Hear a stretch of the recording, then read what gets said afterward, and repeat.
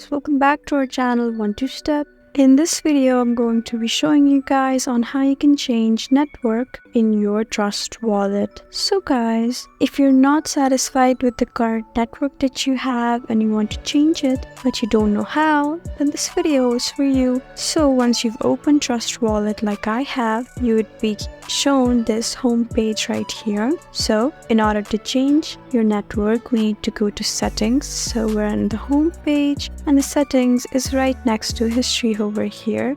Just tap on settings right here and then you'll see even more options like manage wallets, network, developer settings, connected apps, blocked apps, and many more. Network is right here, so just go ahead and tap there. As you can see, my current network is Linea. So if I wanted to change my network to Ethereum, I would tap there. Or if I just wanted to change it to something like Viction right here, then I would do so and I would go back. And as you can see, I have successfully changed my network to Viction. So guys, that's how you change your network in Trust Wallet. I hope this video was helpful for you.